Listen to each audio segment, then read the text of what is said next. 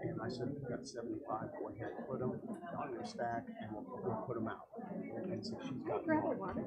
Absolutely. I want to find out what pumpkins.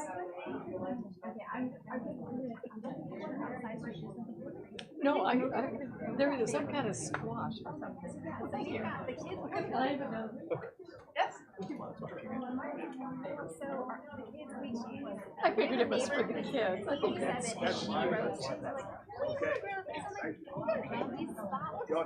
I'm thinking spot board until it takes over your air conditioner. And I was like, I think it's gonna grow.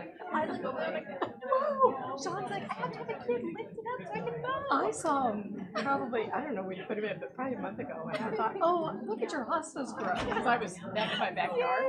And then about a month later, I went by and was like, what? It's funny, I said, these have got to be pumpkins. So there are some pumpkins. I think there's some kids can sell them if they get too big. I don't know. I saw there's a lot of blooms on them, but yeah, it's been a long. We tried to grow pumpkins once when we lived down at the farm. Charlie tried to do so closest to the air conditioner. She tried to do watermelon and cantaloupe. Probably not enough sun. Yeah, and I don't think that's very good. So she's fun, but we did big pumpkins and then we did small pumpkins. They'll love the pumpkins. They will. They will. He's obsessed with pumpkins too. So I'm her neighbor. Hi, friend. We were here when I first moved into the Summit. We came to here town hall way back then. Which one? 20. I moved into 2017 late, so it was probably 2018 maybe. Was it with Dave? No, it was with Bob. Because it was the first time because we had lived down in Hodges. And so it was like, okay. And lives off Langsford. She'd been in the Summit for a while. So she said, come. And I said, okay. Oh, what was it? I see her at your house all the time. Marty. She's my stepmom, but she's actually my friend. Oh, okay. Yeah, we travel together. Fun. I know I see her up there, so I'm like, hey, Bob. Or Jim, Bob, everybody's Bob. Nice to meet you, too. Hi, thank you. Hi, Faith. How are you? Thanks for coming. Yeah. No. What is it?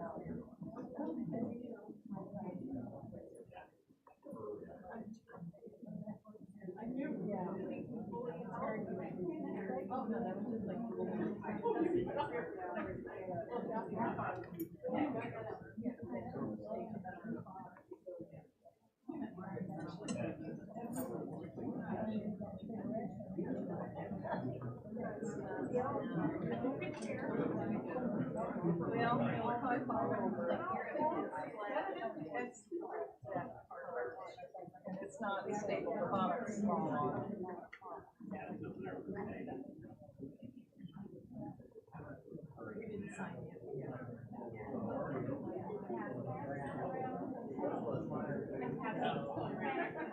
Oh, it is going around.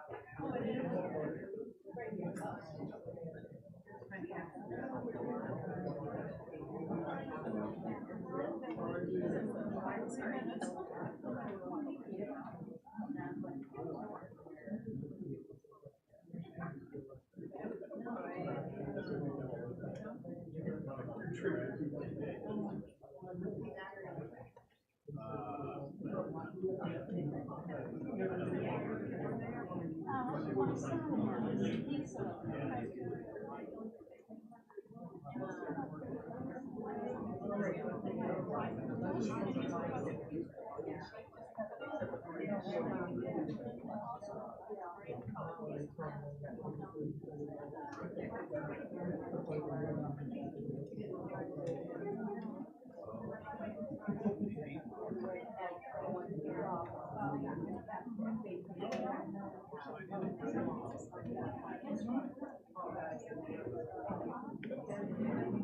right, I think we'll go ahead and get started if you guys are all right with that. First, we just want to say thank you so much for coming tonight. We really appreciate you taking the time. We're excited to hear what you have to say and hopefully get some of your questions answered. So I'll start off with, so I'm Faith Hodges, obviously Council, District 4, and then I'll pass it off to Fred. And I am Fred DeMoro, District 4, and again, thank you all for coming. This is just going to be a very casual meeting. We want to hear from people with concerns and everything. But what I wanted to do was start off with, I know this is on a lot of people's minds. I know it's on our minds. I mean, we're all affected. We're all affected by the Jackson County property tax assessments. And I just wanted to let you know that the City Council Tuesday night, we took action after much discussion. We actually passed a resolution 2319. And what that says is that, well, I'll just read it. That'll be best. I won't paraphrase. A resolution expressing the concern of the council of the city of Lee Summit, Missouri to the reassessment of property and the dramatic increase in values of property in the city, and recommending that the county executive and county legislature utilize certain authority provided by the Jackson County, Missouri Charter to maintain the 2022 valuations for the 2023 tax year. So that's what we did. We're one of 4 cities, Great Valley, Blue Springs, Independence, and us, have passed resolutions, and that signals to the Jackson County legislature, and most of all, the executive branch, the county executive, that the city of Lee Summit, as long as with the citizens of Lee Summit, are not happy. Going forward, what will happen, I think everybody's aware, July 31st is the last date to file an appeal. We should get, the city, our finance director should get the tax estimates in September. Well, excuse me, they've already got the estimates.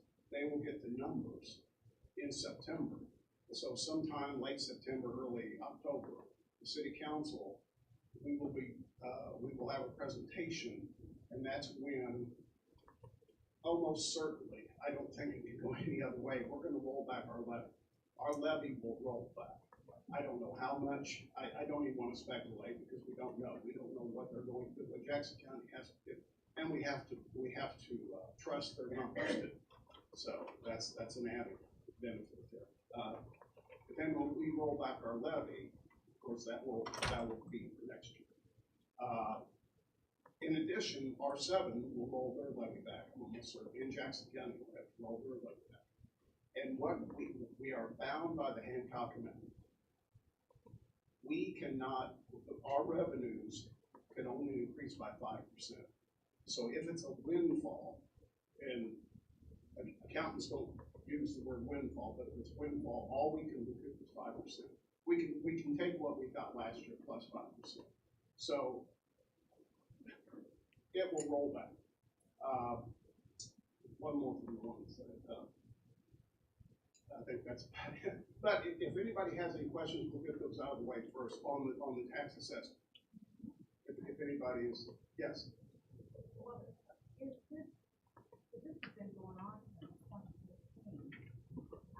Is this a catch-up according to Jackson County, or do they have intentions of, well, there was one talking about 15% credit across the board. Are they intending to keep on with this? Or was this just kept up with what they thought we were behind? I think the best way to answer that, unless the staff member that wants to jump in, and by the way, I've got to announce the staff members, I will after this. Jackson County, along with several other counties, numerous counties in the state of Missouri, got letters from the state of Missouri that said you need to, your market values are undervalued. They didn't say raise everybody's tax 30%, pay that way, but they got a letter, and several other counties that did too. But the other counties are doing, what I've been told, is they're gradually raising the prices, the market values. Jackson County said, we're just gonna do all at once. No, I think it's fine, but I think we forgot to mention also from Tuesday night that we, all said we wanna fight it, we wanna do more than just a resolution, so, just keep in mind that our staff is trying to come up with ways that we can actually fight Jackson County, so be patient with us, but we really are working behind the scenes, the staff's doing a great job trying to figure things out and see what avenues that we have that we can take for Jackson County.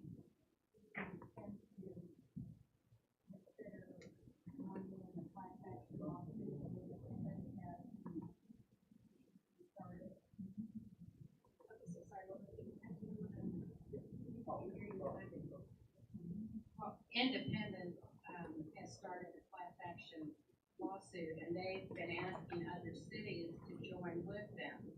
Is that any likelihood of happening in this summer? So I know the rumor is that Independence has started it and they're going full force, but they actually haven't. I think they've just kind of talked about it, thrown some ideas around, but nothing has actually been filed yet. So that's what we're in, that's kind of what we're looking into, and that's why we're trying to make sure we look at all the different avenues that we can take and make sure we do it the correct way. So bottom line, we're looking for viable options and yeah, sorry, just a real quick housekeeping thing. Because we are recording and to try to make sure everybody can hear right now, I'm going to be trying to run back and forth with the mic as much as possible. That might get a little distracting. So I think maybe we're going to try to repeat the question into the microphone. That way everybody can hear it, and then the council members can answer from there. Does that sound like a viable plan for everybody? All right, thank you. Sorry about that. And for everybody's reading, I'm going to pass around copies of the resolution so everybody can read it and understand what we're about. Okay. So just because Hancock says you can raise it 5%, my understanding is that you still plan to do that. What about just not raising it at all? And I have a little bit of confusion because the school district is saying their guidance to the county is 18.7%, and Betty Wordleman at her presentation was saying roughly about a 24.6% increase, and a lot of people are seeing much bigger increases than that. I realize there are two different taxing jurisdictions, but how do you use that? I mean, what value do you end up ultimately using? So if I can repeat the question, couple of questions in there. First question is, Hancock limits you to 5%. Is there any thought of not increasing to the maximum? That's question one. Question two was, what's the difference between the 18% that the school district's saying and the 29% that was presented on Tuesday night? And the third, was there a third question in there? No. Okay. By the way, I'm Ryan Elam. I'm the assistant city manager, one of the assistant city managers with the city of Lee Summit. So the question about the rolling back the levy more than the 5% increase, that's really going to be a function of the budget. So when the budget is set, there's a certain amount of property tax estimate in there, and so that would be determined, from that portion to ensure that there's enough funds to cover the services that are in the city's budget as a whole. Now, the difference between the 24% and the 18.5% or so, that is a result of the different taxing jurisdictions. Lee Summit has five different school districts in it. Whereas Lee Summit R7 has property that is outside of the city limits of Lee Summit. So because of that, it's not an apples to apples comparison. And I believe countywide, they're saying it's about a 30% increase. And so that is an average. So it's an aggregate increase across. So for example, I'll be honest, my assessed valuation went up 45% on my home. But I know that there are others that went up 100. I also know there are some that went up 5. So there's all across the spectrum there. So there's two different numbers that get really confusing when we start talking about the percentages. One is that combined aggregate assessed valuation. That's everybody's assessed valuation in here. So every one of us that had a property assessed, it was all assessed at a different increase. But the aggregate that is discussed is that 18% or that 24.5%, because each individual situation is different. Yes, my biggest problem is the variety of assessments in my own neighborhood. My house went up 57%, yours went up. And there's no consistency. And my house has 7, and most have 3, and mine was the highest priced house in my 10 neighbors, the 10 neighbors closest to me. I mean, it's the inconsistency bothers me, and I went to my appeal, and they said, we don't consider it. So the question is, the comment is concern over the inconsistencies within an individual neighborhood. And that is, not to speak for council members, but that is the assessor's office. And we as the city don't have any jurisdiction or impact on the assessor's office for how they do that, the methodology that's used, or the value that they ultimately come up with. We're bound by state statute to utilize the values that they provide to us through there. And the sole responsibility lies with the county assessor's office. But my problem, my complaint is the inconsistency that members across the whole county. That ought to be factored in. You guys want to Absolutely.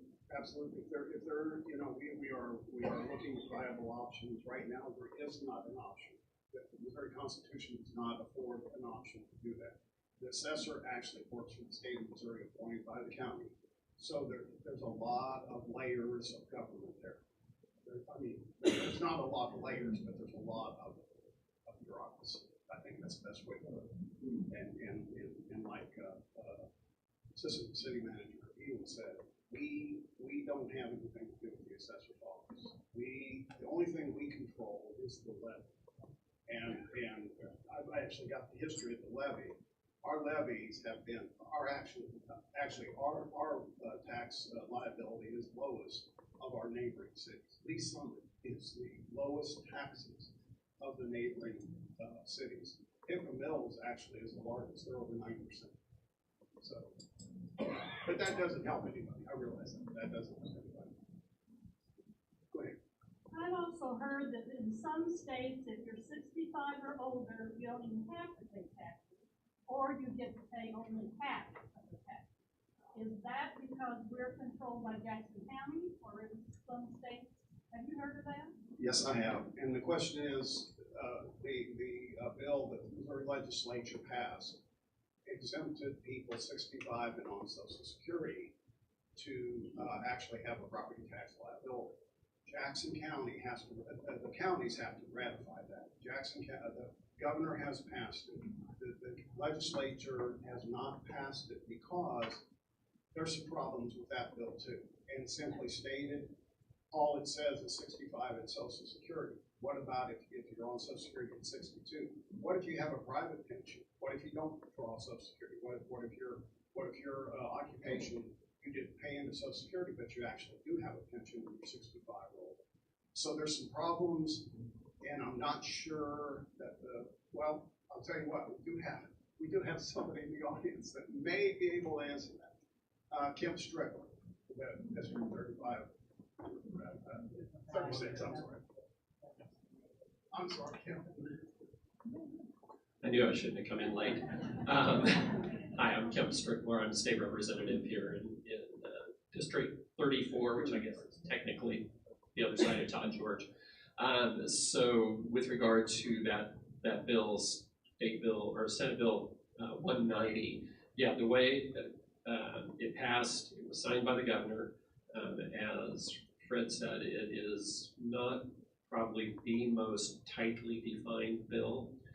It says in it, eligible for Social Security. It doesn't say whether that's partial eligibility, full eligibility. I think many of my colleagues passed it anyway because we thought it would get the ball rolling and get the discussion happening. But I wouldn't be surprised to see counties interpreting it that differently across the state. And I'm hoping that the state legislature can do some things to tighten that up next time. But it does give an opportunity for the counties, I think, to start that dialogue. And yeah, what it would do would be to freeze property taxes for folks, however it's defined. Right now, it's Social Security eligible.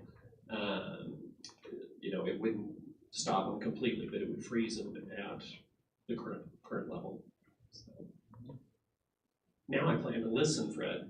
Hey. That's what you call a collaboration between governmental bodies, and that's a great collaboration. Thank you.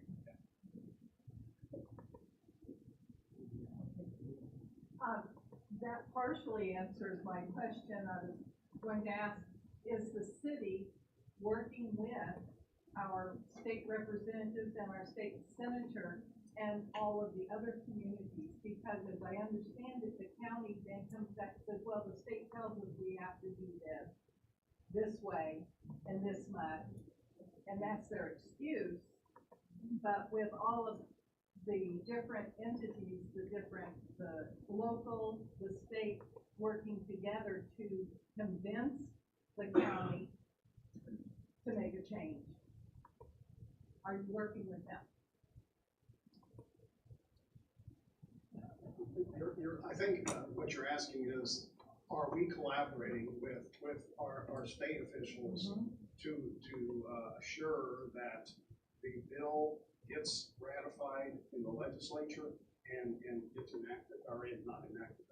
No, on making the assessments reasonable, and I'm sorry, I didn't make that clear. Yeah. To make the assessments reasonable, that the way the county has gone about it is not equitable, but they'll come back and they'll say, oh, but the state says we have to raise it up to these levels, and that's their excuse. But if the cities, the communities are working with the state officials and say, make clarification for the county and maybe a little more pressure that you don't have to do it this way, you need to come down. I think the best way to answer that, we have not had an opportunity, but we will have opportunities in the future. Right now, we haven't specifically talked about controlling the implication from the state that you have to raise to a certain level. Like I said, Jackson County did not have to go full force. Other counties did not. I think I heard Tuesday night that Cass County, they raised theirs 11%. 11%. I mean, they're done. Until they have to do it again and pick it up to market value. Jackson County said, we're just going to do it all at once. And it is painful. It is painful for a lot of people. It really is. But that's a good idea. We as city council, staff, and the governing body, we do need the state officials occasionally. That will be a good icebreaker, you might say. Yeah. Thank you. Oh, go ahead. Hi. I have 3 questions. First of all, I received my notification on June 21st to 23rd, and originally we only had, like 10 to 2 days to make the application for review or protest. Other people received theirs in April. There's not, my thing is, it's not what's fairly applied to the city. I just kind of wanted to complain about that. Two other questions. I have applied for my board of supervision meeting that I have coming up. And I did that, and a week ago, 10 days ago, I applied under the sunshine law. And I will not get my meeting with the Board of Supervision is August 4th. I will not get my requested documents that they have on file until sometime in end of August, maybe mid-September. My understanding of the sunshine law is that there's 72 hours that they have to reply. Now, if there's no reply, they will probably say, we sent you an email that we won't do it for 2 months, which basically doesn't give me anything. Is it true in 72 hours to reply, or 72 hours to reply that request?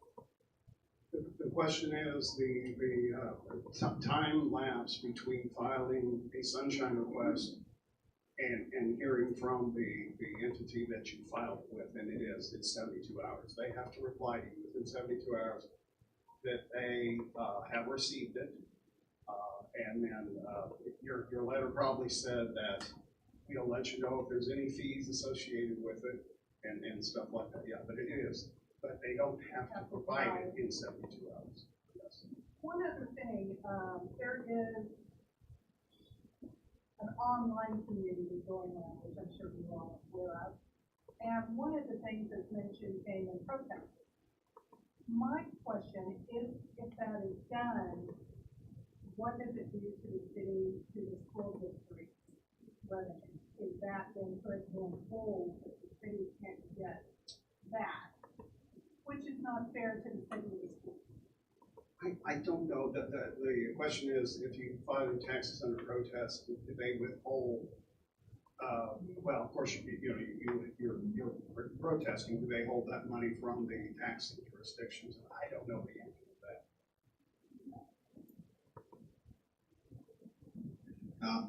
Not the finance director, and so I don't know 100%, but I believe there's a process that kind of trues things up afterwards, and what that does is it kind of carries things forward another year or two, and there's a process called recoupment, which could be that they hold taxes going forward in order for them to recoup their revenue, or it could be the other way around, where the levy was adjusted by a very small amount, and they could owe an additional payment. It does spread the time out as to when those dollars are received by the taxing jurisdictions. Thank you. Yes. One more. In all counties and use the comparable homes in their assessment process, or do they, for example, the state of Iowa, the value of the home and the real estate tax on it isn't going year after year. Probably it goes on record when you buy it, and then there's a certain percentage that they charge each year, and probably that house is not evaluated yet until it sells. And I guess the percentage in Iowa, I think it's 3%, and I guess it's sort of like the consumer price index, depending on how the economy has gone up and down. So does every county in the state of Missouri use comparable homes in a subdivision to generate what they think your house is worth, and then our taxation is based on that? It doesn't have to be based on, home values and taxation on real estate don't have to be united. Did that make sense? Well, it makes sense. I don't know. I'll have to tell you, before I repeat you, I don't know the answer. The question was, does every county use a market value, or do they just wait until there's activity? I believe this is what you asked, activity on that house to either raise or lower the assessed value. And I don't know, from what I've read, it's, except for a percentage. You know. So I believe state statute requires the county assessor to reassess property values on a biannual basis, so every 2 years. And the state statute requires that they are at market value. And that is one of the challenges that Jackson County has had for several years, decades. And they received a letter from the state. I believe 66 counties received this letter, indicating that they needed to get up to at least 90% of the market value. And that's a state statute, statutory requirement.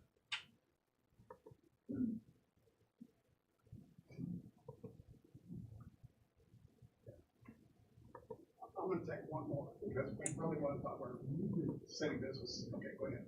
Can you describe, well, this is kind of city business. Okay. Can you describe the process, how you go about reassessing when you get all this value from the county, readjusting the levy that's going to be charged on the taxes? That's a process that still has yet to happen. 5 months. Well, no, we'll do our levy in September. We'll start talking about it in September. October is when we'll actually have legislative action. The question is the process for adjusting the levy up or down, which I'm almost certain I'm almost certain it's going to go down. But if that will happen, we've already got the estimated taxes. I think that's correct. And what we'll do, the county will provide our finance director, our finance department, they'll find the numbers that they think of the revenue that they're going to get. And then our finance director, will give us a full presentation. And actually, probably, I'm guessing it'll be probably the first meeting in October if you want to come and watch. First or second meeting, probably, right? Oh, in September. Yeah, so the public hearing will be, we were saying September 12th, but there's no council meeting then, so I believe it's probably September 19th will be the public hearing for the levy. And actually, there's a great presentation that was given on Tuesday night by our finance director that walks through this process in pretty good detail. But high level, what happens is preliminary values are provided from the county in April. Those values are never anywhere near accurate. So there's preliminary values, so they do a preliminary calculation at that point. Then in July, they're supposed to be more accurate, but those are still not final. And so in September, we get final numbers for that. And so you have to have that combined aggregate assessed valuation.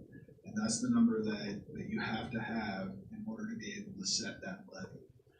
So everything until September is preliminary on that. And so that's why, and that varies for every taxing jurisdiction. And I think there's 8 different taxing jurisdictions for each one of our property assessment values. So each one of those different taxing jurisdictions has to go through that same calculation. The calculation itself isn't that complicated.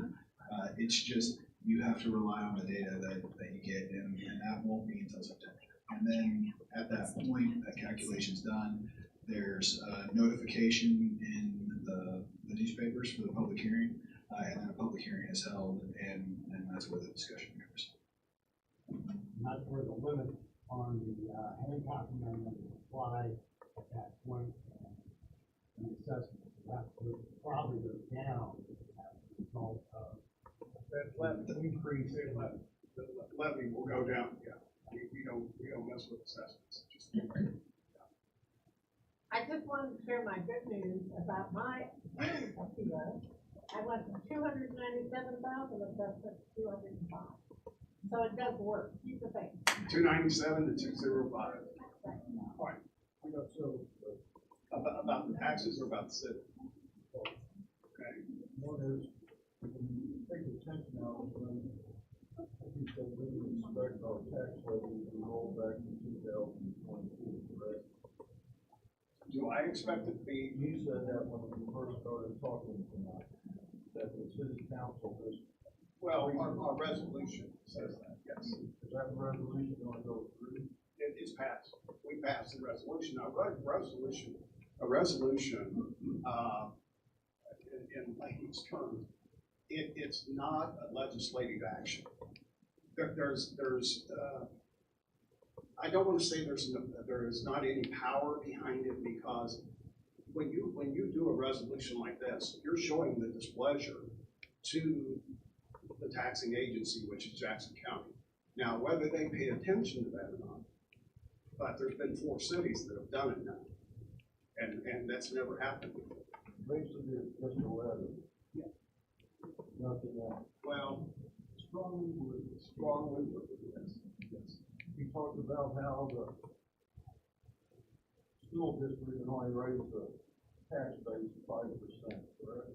Well, that's everybody, everybody is under the Hancock Amendment. The average person taxes are going up 30%. And if you look on the tax sheet, just an average, 50% of our taxes go to paying school tax, correct? That's 67%. Okay, so if you raise it 30%, you divide that by half, that's 15%. You can only raise it 5%. Where's the other 10% going that they're trying to charge? So if I can just do a couple of quick points of clarification on there. The discussion about the levy rate is tied to the assessed valuation, but the resolution that was passed was specific to the assessed valuation, not the levy rate.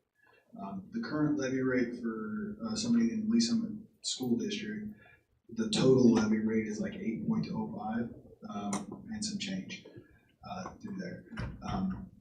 So that's the number that we, as the city, as I say, the city council has the ability, and that is limited by the Hancock Amendment for that. The 8 is not all of the city of Lee Summit. The city of Lee Summit is a very small portion of that overall, as you kind of said. So your assessed valuation, just because your assessed valuation went up 30%, that doesn't equate to a 30% increase in your taxes, because it's 2 parts to that equation, and that's what gets confusing a lot.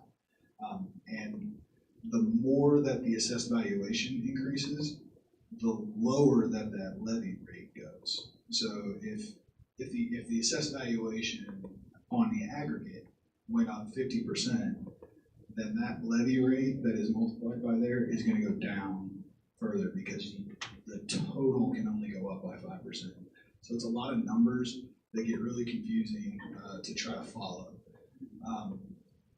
So in your example of 30%, that's when you start getting into the individual situation, and that's where it's not going to be applied equally. Everybody's increase is not going to be the same, because of a 30% increase for somebody, and a 15% increase for somebody else, and a 45% for somebody else. And so each situation is a little bit different. Yeah, I was just going by what they said on news earlier, the average percentage rate Jackson County is 30%. And you're talking about market value. Market values are very high. Market values are going up. Correct. You need to realize that for 11 quarters in a row, the Fed raised the price lending rate 11 quarters in a row. They raised it 0.25 yesterday, so a 30-year mortgage now is going to be, it's like 7.28 to 7.30%. So all these high-priced houses were when you were getting loans at 2%. Well, that's gone down. Lee Summit Loan, Bailey Farms, Woodland Oaks. If you go and look, Woodland Oaks last December had their streets cut in, and Blackwell and Colvin Reed that put in all the sewers and run the curbs. Go drive by there when you get done tonight. It's a weed patch. Go with Bailey Homes up here at Ransom and Bailey, Summit Homes subdivision that they started on. They cleared the ground last year. Go drive by there now. It's a weed patch.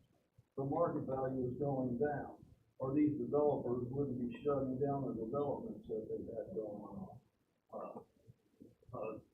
Money Market Exchange, June 30th, there was twice as many new homes for sale than last year, which means when the market was up, it's because the supply couldn't meet the demand. Well, just the opposite now.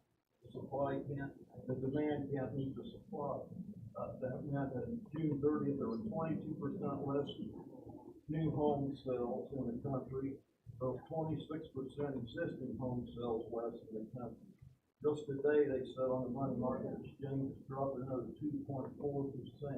So you want everybody to base this stuff on market value. We don't have anything to do with it. I wish we did. Jackson County is. And now they're coming down, and we're gonna get caught holding up, paying for a market value that's not equal to what they're saying. That's happened to everybody in Jackson County. Again, we are in the same boat. Our displeasure was put forth here. I have talked to legislators, I've talked to, everybody I can talk to too. And I tell you, I think the Jackson County Legislature is still having meet and greets. And if you would put a star by your name and sign up, I will send you, that way I'll know your email. I will send you the next one I see. And those are good questions from the Jackson County legislators. They really are. Yeah, and another thing that everyone was needs to realize was that after COVID, no one was working, so the car industry couldn't get the chips to make their new cars. So there were no cars sitting on the car lot. If everybody looks at what the personal property taxes were last year, they raised them dramatically on our used vehicles out here. Now go drive around every car lot, Lee Summit's full of cars, every used car lot's full of cars. The demand isn't what it used to be. So that means the prices of all our properties went down, yet they raised our taxes on that last year. We're all in the same boat. We really are. If I could wave a magic wand, I would. I really would. I would not hesitate to do that. And it's frustrating to me. It's frustrating to Councilmember Hodges, everybody in this room, I think. And folks, I expected a couple questions on Jackson County, and thank you for your questions. But I wanted, first of all, I wanted to let you know that we have taken action. There is a resolution. We are looking for a viable option to maybe counteract, either stop it or delay it. And there's no promises there because the Missouri Constitution does not allow a remedy for this. I don't think this has happened in recent history, or we would have known what to do. I lived in Jackson County my whole life. I lived in a house, parents' house. I got married. I bought my house. We got leased from it. And in my whole life, I have never seen a tax base get raised at the average of 30%. I imagine you and I are about the same age. I haven't either. I've been paying taxes for a long time. Could you turn the volume up, number one, and number two? Can we move on, please? Yes, absolutely. Okay, we are going to, I'm going to announce the staff members that we have here. Let me get back to my sheet so I don't forget anybody. First of all, from our fire department, we have Chief Mike Snyder. We have Deputy Chief John Bunker. We have Parks Director Joe Snook. And we have Dom Bennett from Water Service Assistant Director. We have the Director of Development Service, Josh Johnson. We have the Director of Public Works, Michael Park. And we have an esteemed another council member that she's hiding right now. And that's Mia Pryor from District 1. But anyway, moving on, I'm going to sit down just for a second. I want to give some good news, and that is And I want to thank everybody for the public safety sales tax that was passed. I wanted to give you some items that were expansion items on our budget that we just ratified a couple months ago. And first one is fire station number 1, remodel or replace.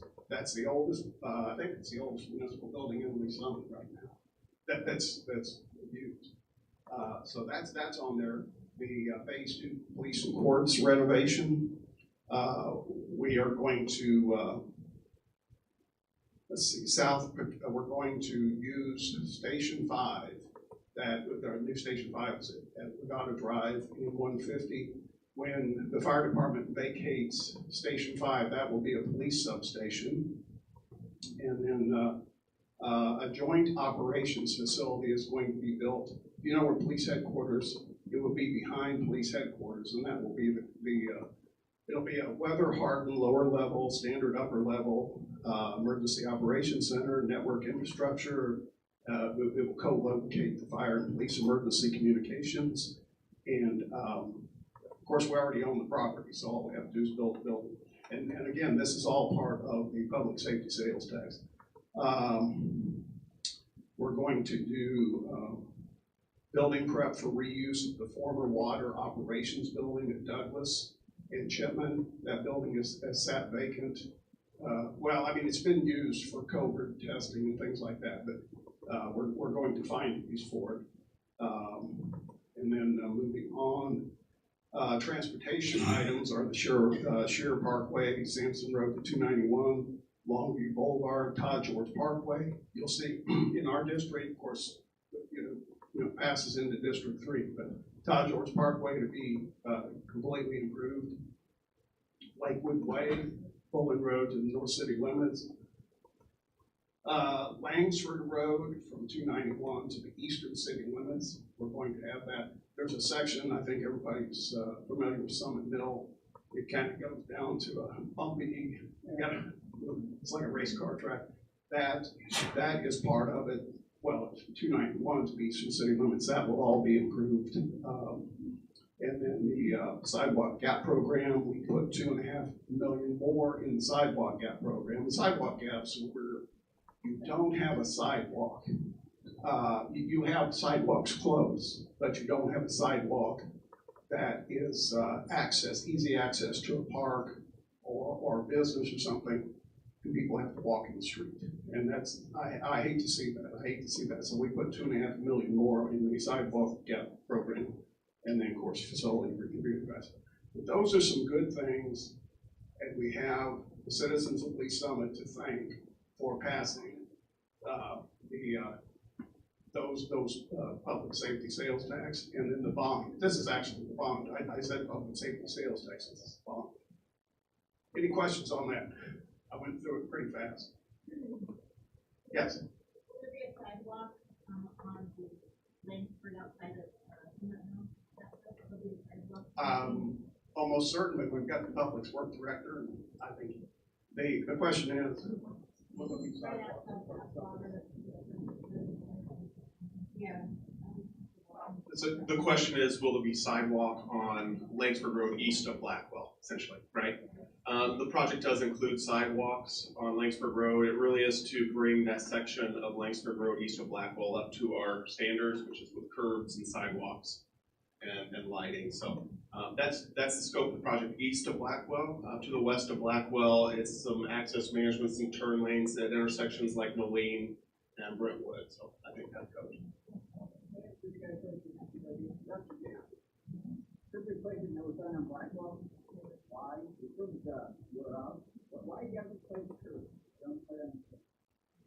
So the question is, why do we replace curbs? And in particular, you mentioned Blackwell. Well, we have a curb rating system, and some of our curbs were built in a time period where the aggregate, the rock that's used in the curb, is more porous and it's susceptible to deteriorating, breaking up, turning into really gravel. It goes back to the way it was. Unfortunately, it was a material that we used throughout the 90s and early 2000s. And prior to that, we used a much more durable rock in the concrete mixes. So you'll see older parts of town where their curb is not being replaced because it's not deteriorating. So what we try to do is assess when was the curb built and get ahead of it as it's starting to break down or prior to it breaking down. The curbs do wear out, yes, especially the curbs that we built in that time period, kind of like 1990 through 2005. And then we updated those construction standards to using more durable, like granite aggregate in that mix so that it will have a much longer 50-year plus type life. Along the same line, I live in the 900 block of South 7th Street. And several months ago, all the property owners put in a petition to get speed bumps put in, and we heard nothing from anybody. How do you get follow up on that? What's the problem? Which section, was it 7th Terrace? 7th Street? We do know which section of 7th Street, and I can, because we. 900 block, which is Country Lane. Country Lane to Vista? Yeah. Yes. You first come in. So, to my knowledge, we haven't actually received an application, but we welcome an application for the neighborhood traffic safety program. My neighbor put one in several months ago. Oh. I'm sorry, we haven't received that. We would ask that that come back, or I can check with my staff. The next step in that process is that we will provide a petition to the applicant. So if it was your neighbor, we would have given them a petition to walk door to door and have at least 50%. He did that. Okay. He did that. We all signed. And then next step is that a meeting will be scheduled to discuss the concerns, get clarification of the project before our engineers go out and do data collection. They'll collect the speeds of traffic, the volumes of traffic, whether or not there are sidewalks or gaps in sidewalks, if there's something that's generating pedestrian traffic. And we rely on a program that has a defined criteria. It's been around for well more than 15 years. Very successful program that evaluates that on a consistent basis across other applications in the city. The results of that engineering study will either say we recommend traffic calming like speed humps, or we recommend an enforcement strategy or education strategies. If it is a speed hump recommendation because it qualified through the database-driven decisions, then it goes to another petition which it has a higher threshold of resident impact and support required. So if nothing's happening, there's that. I would reach out to Public Works. You can either do that by email at publicworks@cityofdallas.net, publicworks at 969-1800, or even if it's something that's just a reporting of maintenance issue, we have LS Connect. It's an app that's very easy to report things and questions like that, and our staff will get back to you. It sounds like it was just in the last couple months. They're working through that process of verifying the signatures on the petition are correct and scheduling that first meeting that the applicant would either say, yes, we want to continue that, or sometimes they say, just start with the data collection. Could you give us an update on the combining of the police and the fire 911 systems, please? Yeah. All that. Chief Snyder answer that one.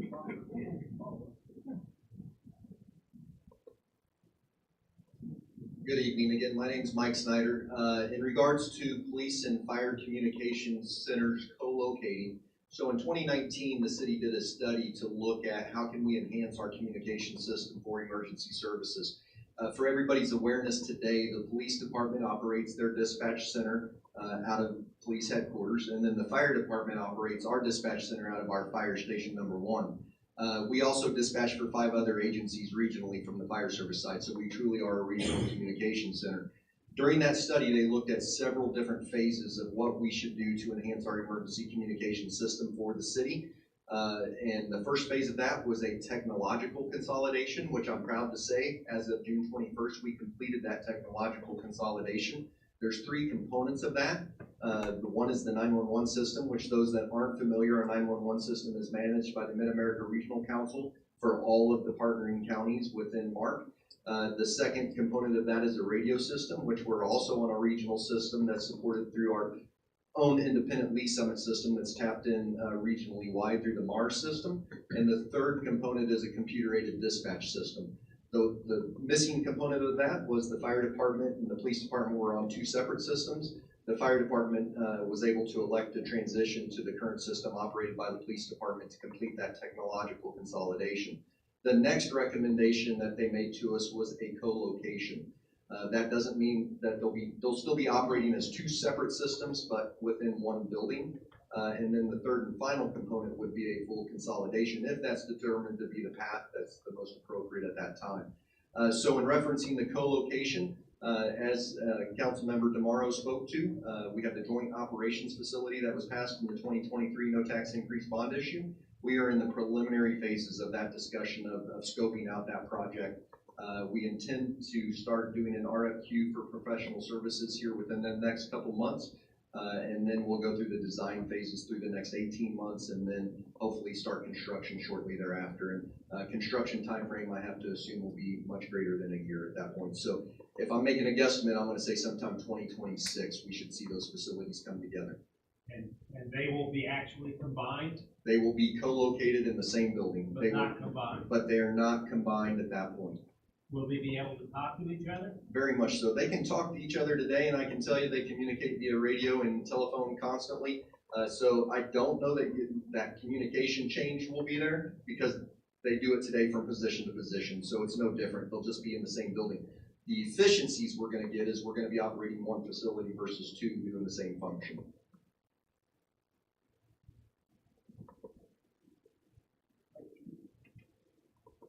I've got a question. Is there any chance that a stoplight could be put on at Chipman Road and towards Todd George? I think the last time we had a town hall, I talked to you that when school is going on, I'm down there, if they can have a light like they have on Langsford and Clubhouse, where when you pull up to there, that it would switch over. Because even if it's 40 miles an hour on Todd George, they don't go 40 miles an hour. So the question is, can there be a traffic signal considered or installed at the intersection of Todd George and Chipman Road? Yes. Actually, one time I get to give good news. So, the city council passed our capital improvement plan. We do a capital improvement plan every year, and it's a 5-year funded, fiscally constrained list of projects. And this last capital improvement plan approved the installation of a traffic signal at that intersection. It did begin funding this fiscal year, so my staff will start working on that design sometime within the next several months, and we expect to hopefully deliver that maybe a year to 18 months from now. That'd be good. Yeah. Okay, I have a question regarding the market on Wednesday mornings. And I think it was about 2015, somewhere around there, the city council had set aside some money to improve that for the city market. However, don't know what happened with that. And then I heard that more money had been set aside for the city market here not long ago. What has happened, and every time I go by, there's no change. Right, so you're talking about the downtown market place, okay. They're in the parking lot next to the school. Right, so we are actually working, we just finalized the plans of what that's gonna look like and kind of what we want it to look like in Encompass. So we are still working on that, but time-wise, do you wanna give them the?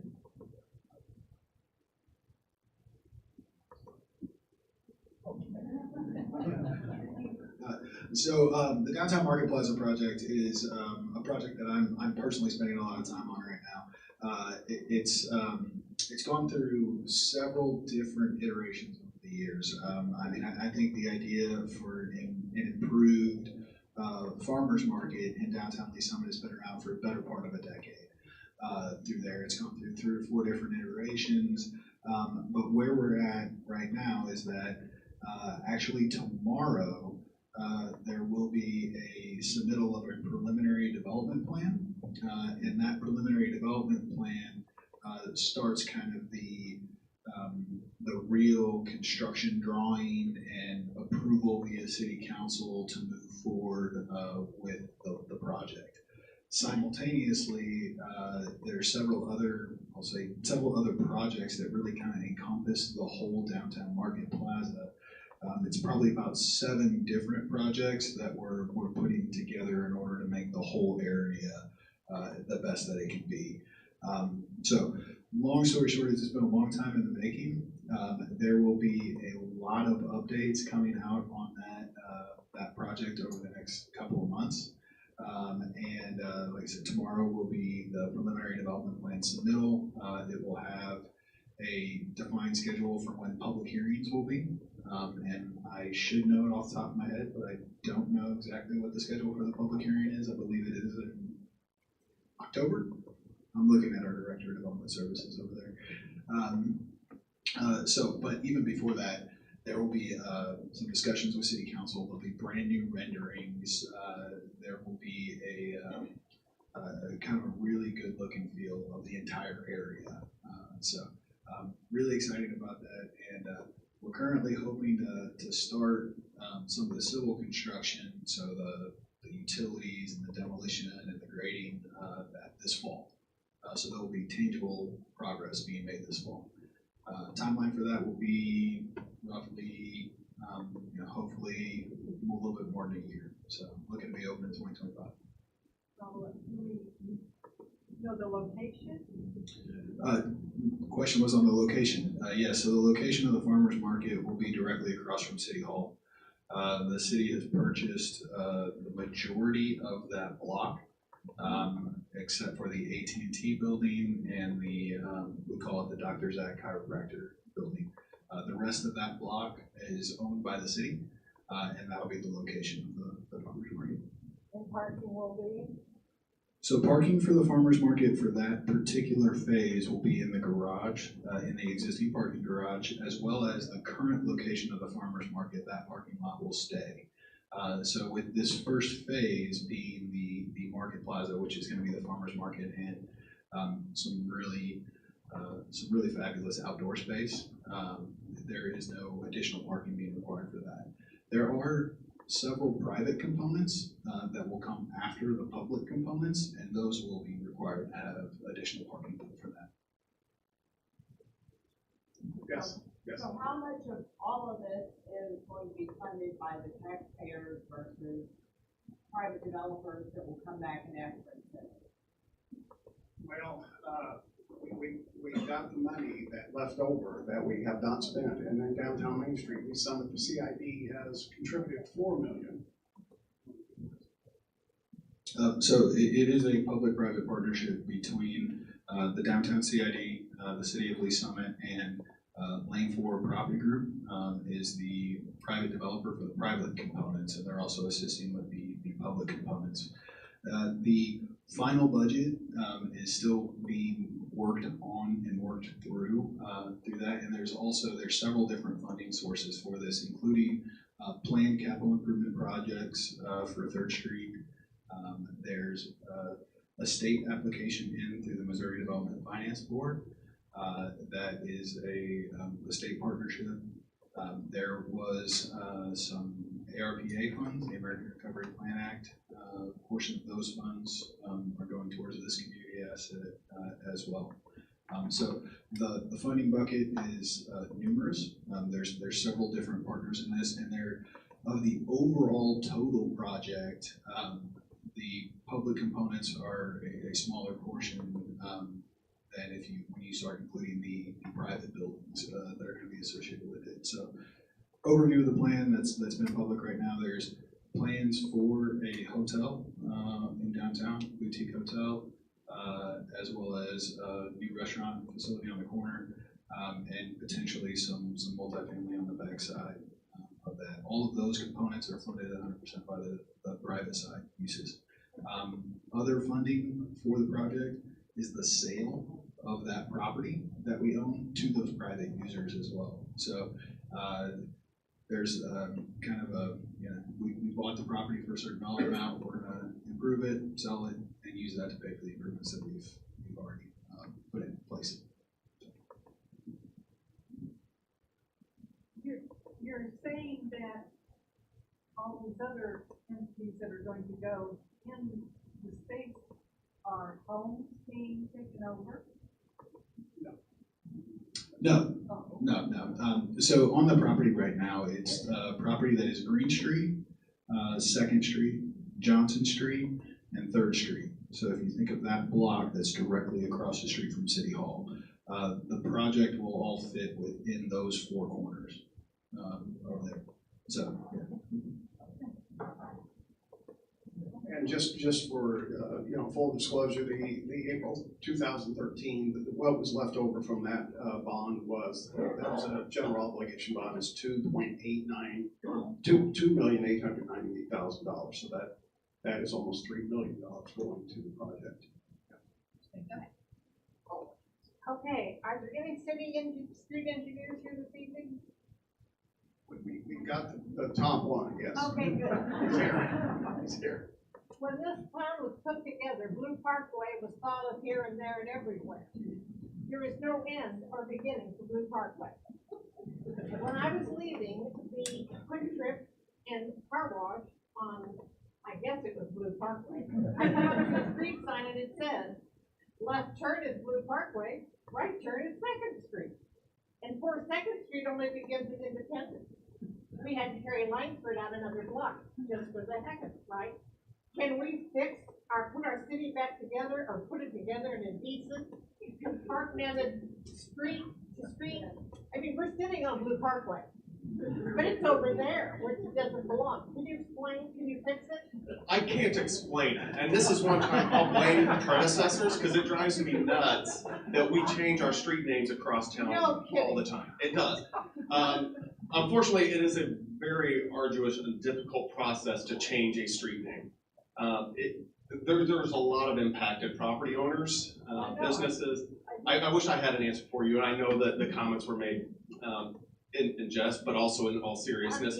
We don't create split street names like that anymore. We have updated our policies. We have development services help us review those processes because it really is. It bothers me as an engineer, and I like straight lines and I like consistency. Yeah.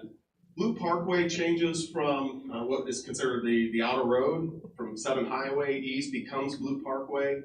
Then it turns, it really kind of intersects with 2nd Street, just north of Quick Trip. 2nd Street goes east, but only so far as Independence. I know. And then it changes into Langsford. But if you go to the left, you go to west, yeah, then Blue Parkway continues up until it hits Colburn and becomes another outer road. There's a little Blue Parkway at I-70 too. There is. Unfortunately, all over Kansas City and the metropolitan area, there's probably a dozen different Blue Parkways, and it's really confusing. It's embarrassing. My second point that I need to talk about is fireworks. This year, I only got sleep from the first I had sleep till I got sleep on the night of the 7th. Can we somehow control fireworks? We don't need it for 5 nights. Why do we allow it? Why?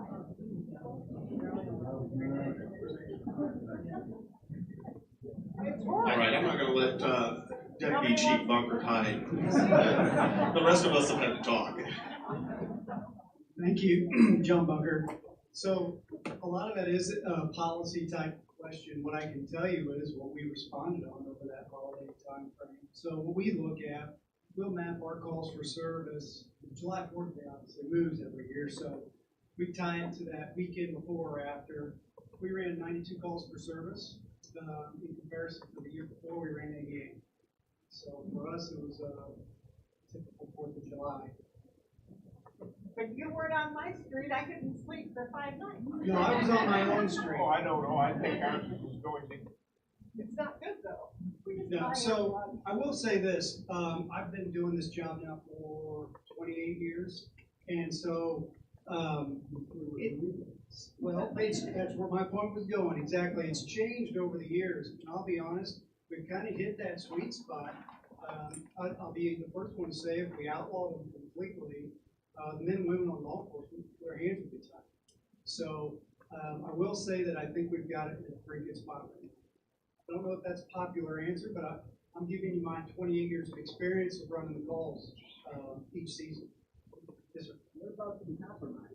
Why can't we limit fireworks and the clearing in the core zone? Why can't we have some of these tents for people on fine I know your question is very valid. He's asking why can't we limit them to certain days of the year or certain days of the season, and they do that. So the fire department, there's several layers with 4th of July holiday season. And I won't get into the tents. I'll let Chief Schneider explained the inspections of the tents, what's sold in the tents, when they're sold, the hours of business, but they also control the hours, the ordinance controls the days that they can be shut off, discharged, thank you. So, and that also includes the time of day. So 4th of July, it takes us to midnight. So my dogs, that's a great question. So we do have private, right. So, and the ones that are going on for the neighborhoods, she mentioned, we have a great football team, so we won the Super Bowl last year. There's some celebratory discharges. That was illegal fireworks. So we do have private fireworks all the time, all throughout the year. Legacy Park puts on a great fireworks display. Ultimately, from the city standpoint, I think the fire chief will support this. We suggest everybody go to that. But,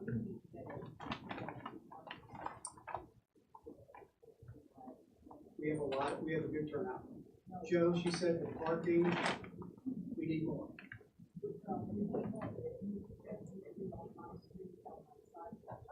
Understood.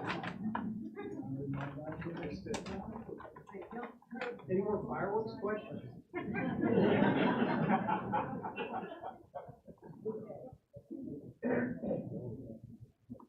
Actually, can we get Mr. Sim to come up here and address that? Because she had emailed us about this, and I think it is a problem that's going to be happening to her every year and has, about the parking and people parking on her land, in the grass, over the sidewalk. So.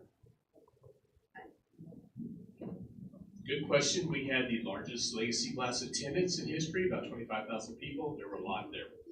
So we fill every parking spot we have in Legacy Park.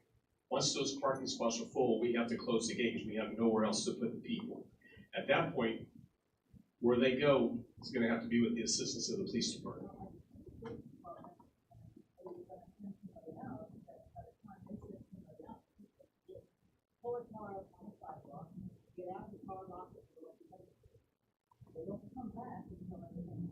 You're 100%.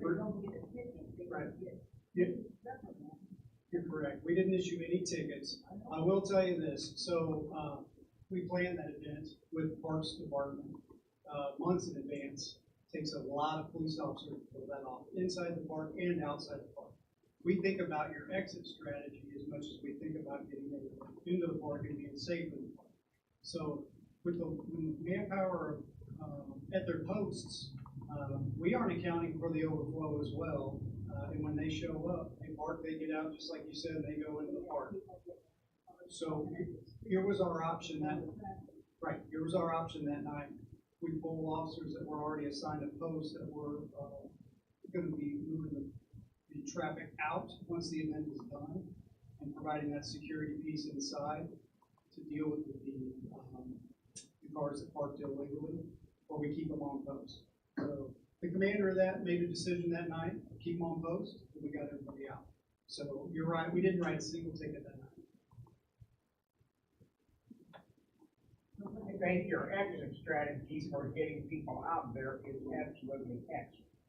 I appreciate that. You do not have to wait. I appreciate that. And to answer your question, we don't know exactly yet, but every year we put together an action plan, and every year after that, we do a post debrief. Absolutely. Well, the city's growing too, so we're fortunate. A lot of residents, but we also have a lot of visitors. That's positive for the summit. So we'll figure out a plan. We'll try to make it work. As he stated, we are actually meeting with the police department tomorrow to do a post-action review of the event, and we'll be talking. In fact, we had an issue that we've never had either. We had over 100 cars jump the curb at Colburn, drive on our trails, and go to watch the event on our soccer fields and throughout our entire park. So. Well, I think we're all frustrated with that. I think you're frustrated with your property. We're frustrated with them on our property doing that too. So we are going to, to deal with our issue, we're going to be taking a look at that and figuring out how we do that. We'll be having these conversations with the police department to figure out, is there anything that can be done and what should be done? And they're going to have to go figure the neighborhood thing out at the end. If there's anything we can do to help them, they'll help us, we'll work through that, and if we can help out, we will. But I will tell you that there is no more parking in Legacy Park. It is full. And this was the fastest we ever filled it. We've been full before, but we were closing the gates at 8:40. We typically close the gates at 9. So we were about 20 or 30 minutes earlier closing the gates than normal. And it was on the 3rd. Yes, it was on the 3rd. No, it is not on the 4th, and there's a reason why. Yeah, people, overtime's a big concern. It costs a lot of money for the police department, it costs a lot of money for the parks department, but that's really not what the reason is. The reason is, do you know where all the police and fire personnel are on the 4th? What's on fire? Out in your neighborhood. If I had to pull 25 or 30 police officers to help us that night, and at least 1.5 crews of the fire, that takes them out of being able to serve you guys. So what we do is we have the fireworks event at Legacy Blast on a non-4th of July night, so all these resources can be allocated to you guys, which is where they should be. This is the city's big thing. We all partner to make it happen. It's at Legacy Park because that's the biggest venue in the city. Her hand's been up for about. I have a suggestion. Put up the signs like you do around the city when an event's happening, no parking, and add cars will be towed. And have a couple of tow trucks sitting around. That's a good thought.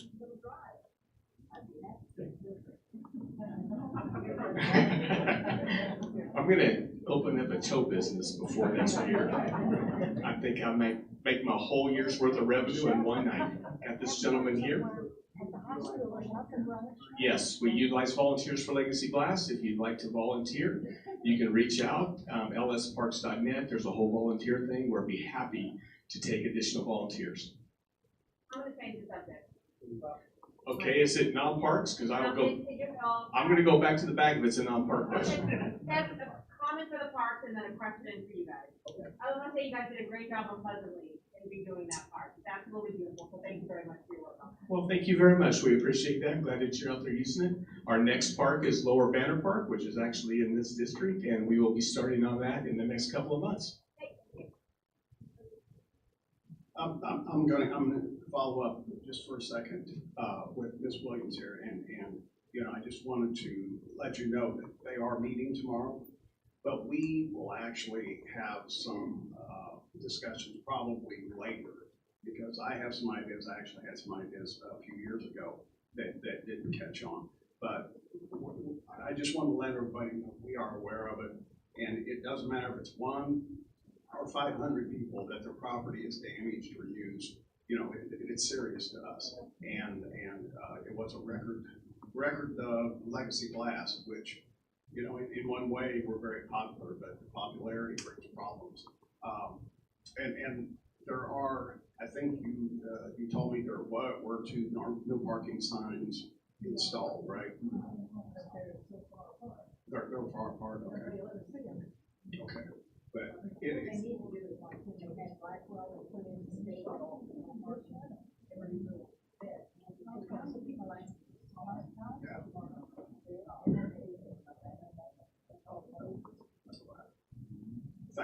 Thank you very much. We will work through it now. I've lost the lady. There she is. That's okay. Can you give an update on what work the city is doing to kind of address the issue, the lack of affordable housing and affordable multifamily housing? The new houses that are being built are all very large and beautiful, but there's not really affordable neighborhoods being built in Lee's Summit, and there's not a lot of multifamily affordable homes that are being built. So is that a conversation you guys are having, and if so, what are you considering to that end? It actually is an ongoing conversation. That conversation has been had many times, and I'm not making excuses, but we depend on developers to come and attain a price point that people can afford. With construction costs, supply chain problems, and things like that, That just hampered the developers. In fact, there's a couple subdivisions. Well, one of them's in District 4, the other one's in District 1. That nothing has happened because of the price point of construction materials, and that's Bailey Farms. Bailey Farms are smaller lot homes. The lots are smaller. The houses are comparable to 3-bedroom houses to that, and all the amenities, swimming pool, things like that. But because of construction costs, they haven't built anything yet. And that was a inroad into, well, smaller lots equal less price, less real estate. It's a reduced price. Construction is still the same price. It's still a house. But to answer your question, we talk about it, and we actually, the Community and Economic Development Committee, they talk about it a lot too. I mean, that is one of their regular agenda items. So I don't have a good answer. Josh, do you want to weigh in? I don't know. I mean, I got to talk about it. So to restate the question, I think what is being done about attainable, affordable housing throughout the community. As Councilmember DeMoro said, the Community and Economic Development Committee has been taking up discussions about that very subject for over a year. Some solutions that have been brought forward are the shrinking of the lot sizes, as you mentioned, accessory dwelling units, things of that nature. And then another idea that people have come forward is, does multifamily help? Most of the multifamily that we've built since I've been at the city has been at the luxury level where the rents are pretty high, actually. And so we have had a couple projects come forward that went for LIHTC, low-income housing tax credits through the state. None of them were awarded. So those are things that are being discussed, the accessory dwelling units, the smaller lots, and those are working their way through a committee process, and they're being debated pretty heavily. So that's what's going on with that. How is the city's infrastructure preparing for these new multifamily developments, one specifically south of Highland Park Elementary School, the other one over near Unity Village, where you're going to have hundreds of apartments? How is the city preparing for all that development? So the question was, how is the city preparing for new development? Two projects were mentioned: Discovery Park there, south of Unity Village along Colburn, and then what was the second one, sir? South of Highland Park Elementary. Oh yeah, the Blackwell project. So infrastructure is analyzed as a project comes through the public hearing process. We look at sewer capacity, water capacity, traffic capacity, and then stormwater. That's looked at on a preliminary basis, and then it's final engineered as the project gears up for construction. So those impacts are being assessed as those projects come in. Also, a lot of future infrastructure planning is done through a combination of the comprehensive plan and working with public works and water utilities. How about how it impacts schools? That is looked at by the schools, I believe, as those projects come in. We work with the school's demographer each year. He comes in and he says, hey, what was approved? And then he does an estimate of the impacts to the schools based on that.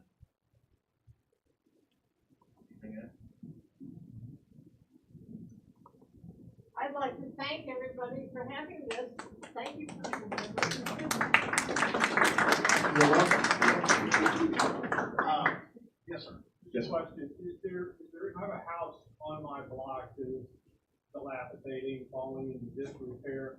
I've notified Code Administration about it. Is there any way to track those cases through the system as things progress or regress, whichever direction the owner decides to go with this?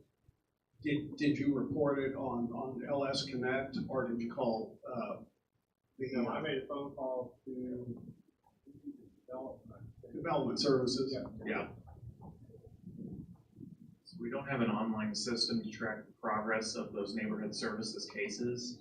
The best thing to do would be call 816-969-1200, and we'll give you an update on that case. Okay. Anybody that specifically, or? Well, you can say I have a neighborhood services case, but our front desk should be able to look that up for you. So first person you reach should be able to look at the status, or at worst, they'll hand you off to one person, so. I got two questions. One is that warehouse is built out there behind, on Main Street, behind the police station. Who's gonna go in there? Is that Amazon or somebody else? Well, that's Scannell Properties that is building that. That's going to be a distribution center. And at Lee Summit, by and large, they were late to the game, not Lee Summit. It just, the developers had not come. They're all over the city. I don't know if any tenants have been announced. So the project that you're specifically talking about is the Lee Summit Commerce Center is what we call it. We call it the Scannell Project because it didn't have a name when it came to the process. That project is 3 buildings. The first building is the big main one that's getting close to being done. It's about 450,000 square feet. I believe that they've only announced one tenant in that building right now, and that tenant took up half the space of that building. So 225,000 square feet or so, and that is OS. Is the company that has half that building. I know that they've got the rest of that building and then 2 other buildings that total, the whole site is about 800 and some odd thousand square feet. Their original build out schedule was to finish one building and then move on to the next, and then finish that building and move on to the next. They had so much interest that they built all 3 buildings at the same time, and they're all kind of expected to come online now at the end of October. Don't know the specific tenants at that point, but everything that we're hearing from them is that the demand is high, and they're kind of working through those tenant items. What about behind the AT&T plant? What are they building there? More apartments or what? So what's currently under construction over in the Summit Orchards area, that would be on the west side of Ward Road. Through there, yeah, that is another phase of multifamily. Where do these people coming from?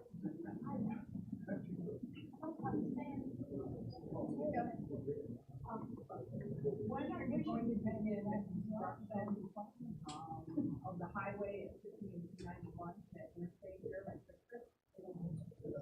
It can't be, it needs to happen right now, but what happened, and I'll let Michael talk to it, but I can tell you the delay was that we didn't have full funding from the office of the governor's office, and so the project stalled because we had all the partners, the R7 school district, the office of the governor, MoDOT, Police Summit. There's several, if you look at a spoke, there's several members of that spoke, and the funding sort of fell apart, and it wasn't until the last legislative session that they finally ratified it and the governor signed it. But Michael may have a timeline. Yes, thank you. And the question was, kind of what is a progress update on the 291-50 North Junction interchange job? As Councilmember DeMoro had said, we were delayed due to a funding gap for relocating Highway Patrol Troop A. They have to move. So the city is participating financially in Troop A's relocation, but we kind of had drawn our line in the sand and said, we're only going to commit so much money.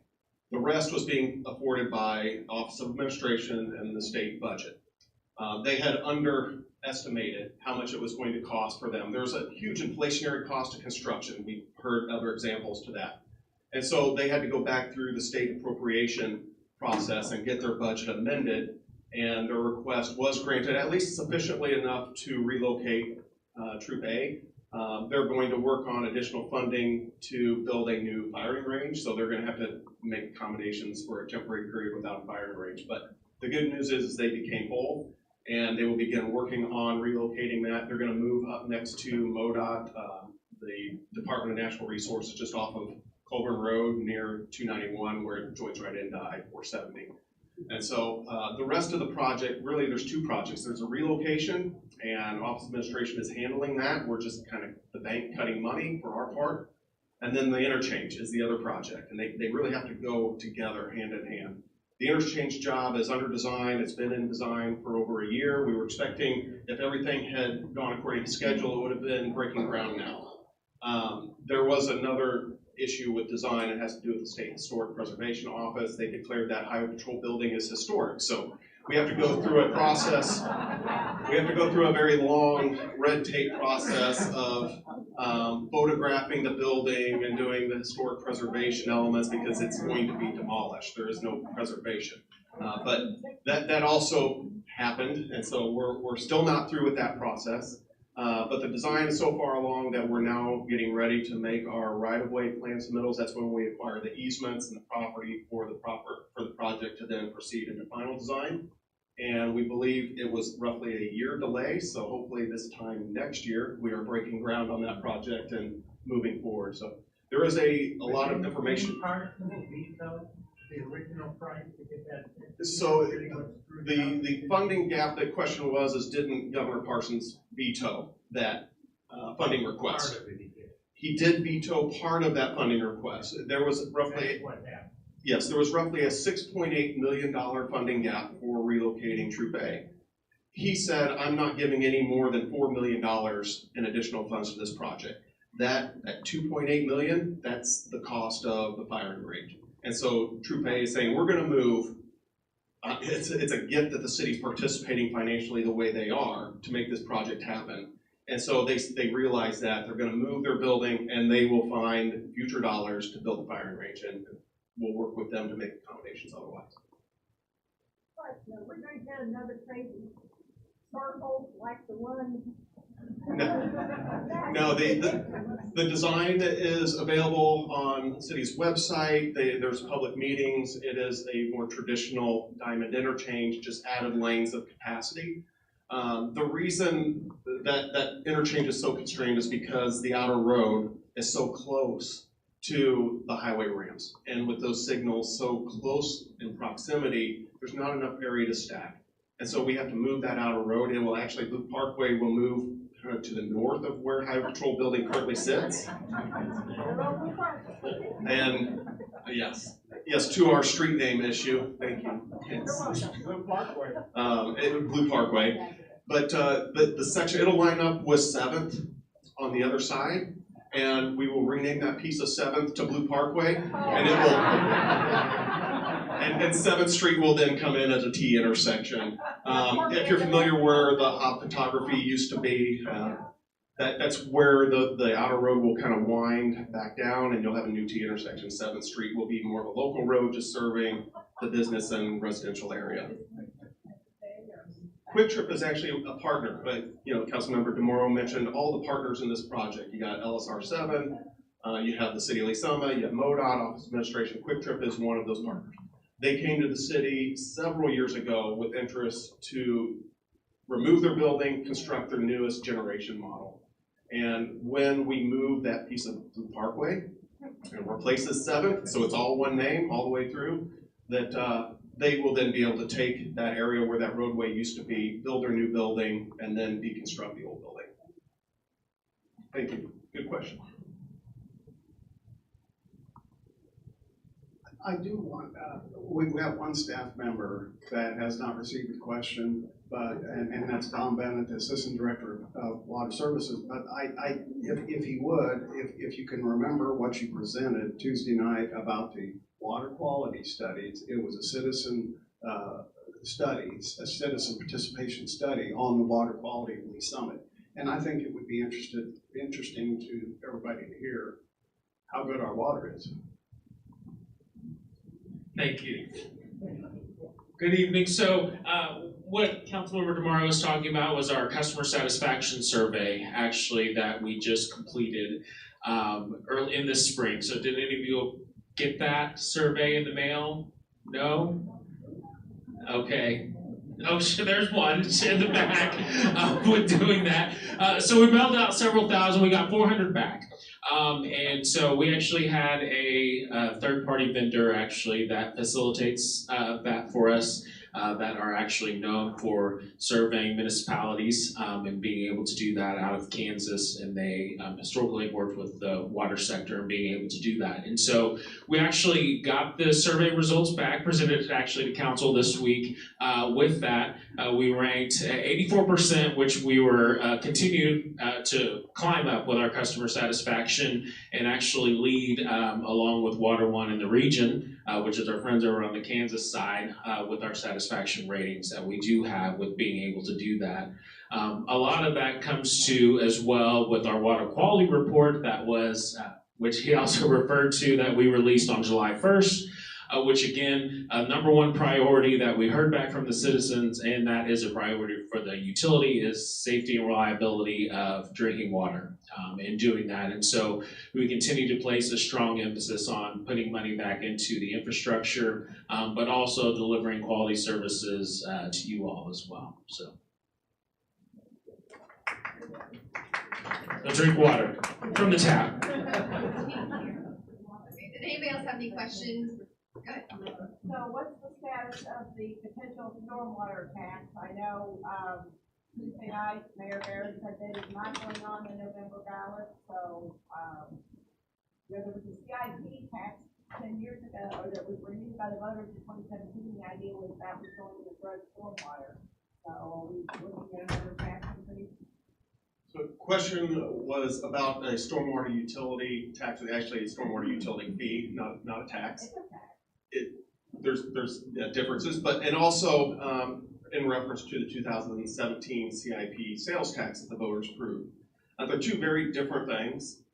We've been talking about the need for stormwater utility for over 20 years, long since I came to the city 18 years ago. And that really is to address our stormwater operation and maintenance with some capital. The 2017 CIP sales tax did provide a tremendous amount of money, over $20 million, to address stormwater capital only.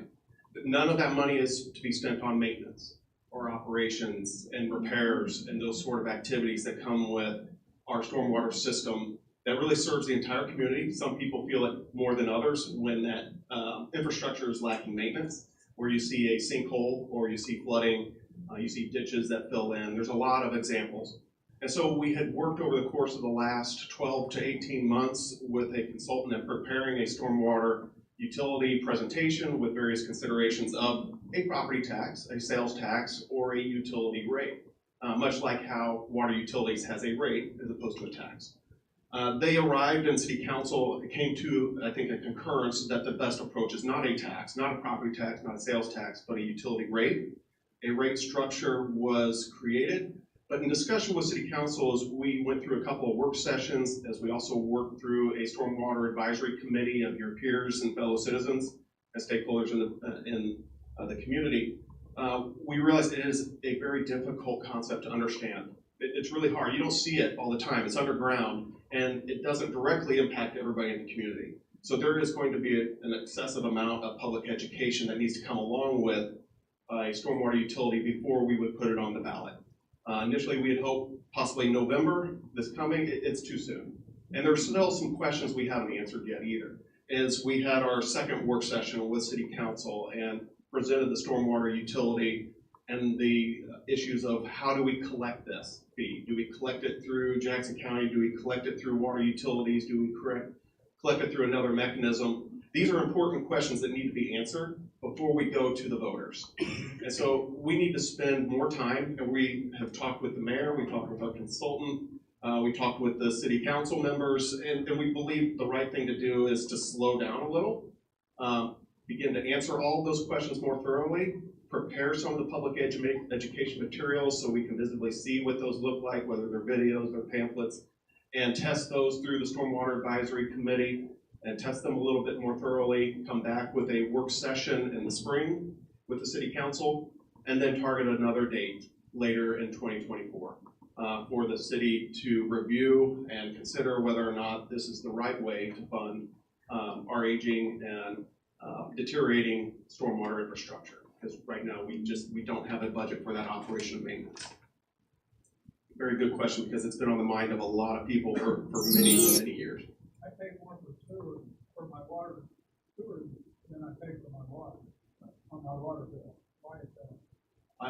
I'll ask Mr. Bennett to come up and discuss water and sewer. When I talk about storm sewers, it's your rainwater, and we have a separate system. So unlike Kansas City, stormwater doesn't flow into our sanitary sewer system. We have a completely different and separate independent infrastructure for stormwater management. And right now we don't have any type of utility or ongoing revenue source to address that. But I'll let Mr. Bennett answer why your sewer may cost more or less than your water. So what area are you? What area? Yeah, what? I live on 7th Street. Okay, on 7th Street. So in a lot of those situations, we might need to look at your situation one off of what it may be because there could be, is it recently that your bill, or has it recently gone up, or has it been? I'm just saying, the breakdown on my bill is I use X amount of water and I use X amount of sewage, and sewage cost is greater than the water cost. The sewer cost? The bill spread in two. Okay, so you're getting, okay, yeah, so what I could do actually is if I'll hang around after and I'll get your specific, and I will follow up with you tomorrow and look at your bill with you, if that will work. Appreciate it. Thank you. Anybody else? Well, when the gentleman was talking about stormwater, if there is a bunch of funded and really underway, it would really work. That has nothing to do with That is more of a reactive situation where we're trying to fix rather than prevent. The stormwater, or excuse me, the stormwater utility would be a preventative function before we get to the and just for information, when you put dollars to it. And I don't remember, it was 2019 or through 2020. In District 4 alone, there was almost $1 million spent on reactive. That's CMP, that's, corrugated metal pipe, the whole thing, almost $1 million. So, you can drive through any district, any part of the city, and you don't realize that what's underground, there is a problem. But when you spend $1 million in one district, and that's just the stuff that we see, But anyway, the East Fork Little Blue is reactive. We're trying to, we're doing a lot of stuff. Pipes, and channel. Correct me if I'm wrong. Your question was, is what funding or how is East Fork and Little Blue, the project that's happening now, being addressed? That is not part of the stormwater utility. That is more reactive. That's mitigating floods. Structural flooding that happens along the East Fork and Little Blue, and so we have a project. Those are those capital projects funded by the 2017 Capital Improvement Program sales tax. As Mr. DeMoro said, those are reactive. Those are where our big dollar capital improvements come from, as opposed to your preventative maintenance, your ongoing operation and maintenance that goes into those infrastructure. Think of a road. We try not to rebuild a lot of roads. Instead, we do maintenance of roads over time, because maintenance will cost 1/10 of that replacement cost. I just had a real quick one on the Blackwell housing thing. Is it, you said stalled out because of funding or not funding, but prices and all that. But also my question is there any thought of retail coming out that way? Okay. Because with the 291 North mess, I didn't know if there was any interest even from outside. There is on the side facing 50 Highway or the south end of that development. There will be, I believe it was 120,000 square feet of retail, of commercial. There was a small retail building as a part of that project, but that is going through final engineering review and things like that is kind of its current status. There's a lot of people live out there. Yeah. And we like to have a There's more churches planned.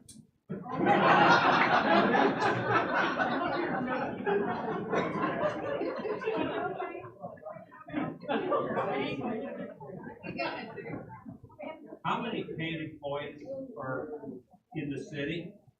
How many do we have in the city? Well paid or just paid? Paid. 671. 671. Okay. Hi. I listened to the council meeting, online, Tuesday, and I listened to you here. And I want to thank the council for their passion regarding the problems that those citizens are experiencing, as well as yourself. I appreciate the passion that you have shown for this problem, trying to find help for the resolution. Well, thank you for that comment, and I'll let Councilmember Hodges speak for herself, but I can tell you that we work very hard. It's something that when you can help people, when you actually have the time and the fortitude to help somebody, it really is a good feeling. It leaves you good. So thank you for that comment. No, I mean, to touch on that, I think it's important that we remember, kind of, I think, because you listened to Tuesday, kind of what I said then as well, is that, you know, this is what we were elected for times like these, and it's not going to be easy. You have to say little taboo things that are going to sit well with maybe Jackson County. But like I said on Tuesday, if they're going to do things to our citizens, we're going to say that's not okay. So we're going to fight, and we're going to do everything that we can to help you guys out, because like you said, we're in the same position and we want to do what we can, and I'm praying that we can find a loophole and that we can get something done. I appreciate it, because you were saying a lot of the things that we would want to say, that right. I think your voice may be louder. Sure. No, and that's why I want to say I appreciate everybody that reaches out to us. I know Councilmember DeMoro and I have talked, and you know, there's a lot of people that don't realize like who to reach out to if you have an issue, and we don't care how small it is. We want to make sure that you guys reach out to us, grab our cards, anything that happens. That's what we're here for. You're not going to bother us. We're not going to get annoyed by your emails or your calls or whatever. Let us know, because there's even some people here that, you know, they've been having issues for a long time. They finally contacted us. Fred and I were able to go out there, and you know, it's just we love meeting you guys too, but we can't help with what we don't know, and we want to know about it. Again, that's why we're here. That's why we were elected. We want to help you out. We can't always guarantee the best outcome or that we can fix everything, but we want to help you guys. So please grab our cards. Make sure that you contact us. Again, anything. It could be a sidewalk. It could be whatever. But we want to let you guys know that we want to hear from you guys. You can my email saying that you got it, but I sent you an email earlier inside. I don't know if you have it, but you guys please come back and say, okay, have you got it? Yeah, usually, I mean, I will say, I feel like I can speak for Fred too. We're very good about responding to everything. If maybe I didn't, or if we didn't receive your email, and I'm being honest about that. We reply to every email that we get, and we tag each other on it so we're on the same page, same team, and we know what's going on regardless. So feel free to connect with us after, and I'll be happy to answer whatever is going on or help you with whatever. Is there a directory of, on the city's website, how to contact people?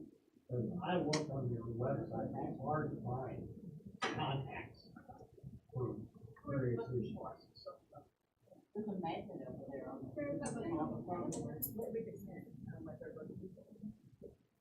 It would depend on what you're looking for.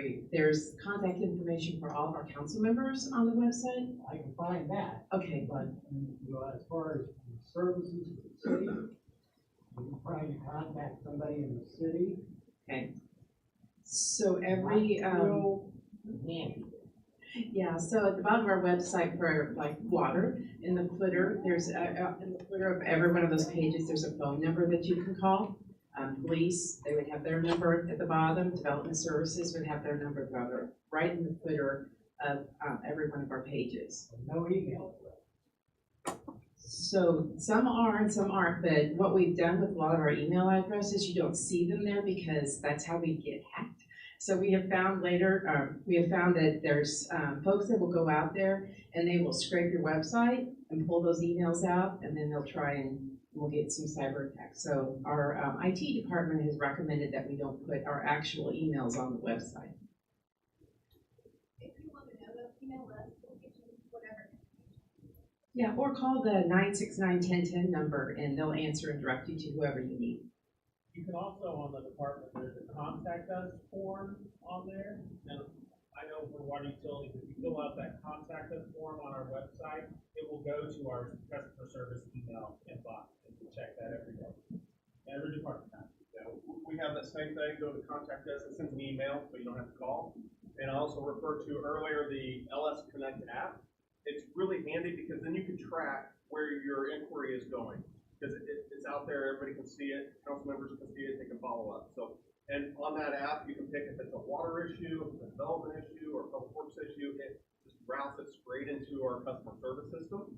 And so it actually, if it's a really simple thing, like I've got a sign that's been knocked down, it goes straight into our work order management system. So you don't, nobody middleman, nobody talking, nobody deciding, you just say, here's where it is, here's a sign, here's a picture, crews get dispatched. Water main break, same type of thing. I've used that. It's a really helpful app.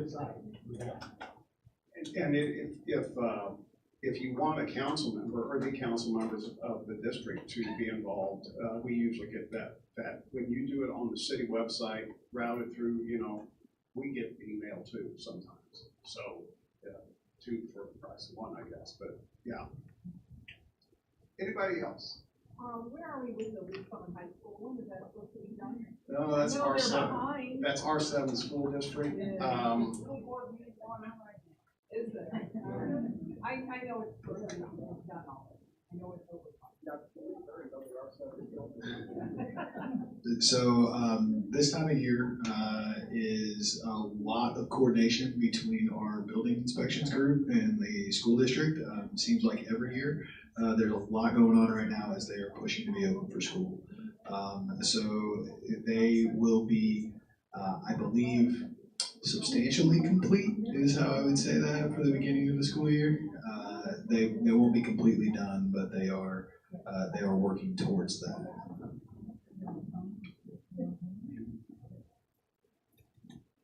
And I think the Tiger is coming back too, isn't it? Well, folks, thank you very much for coming. This is, I'm glad that you got out. I know it's hot. If we do it in the winter, it'll be cold. But thank you for all your comments. And again, grab a directory, grab some cards if you need them, and don't hesitate to contact us. Thank you.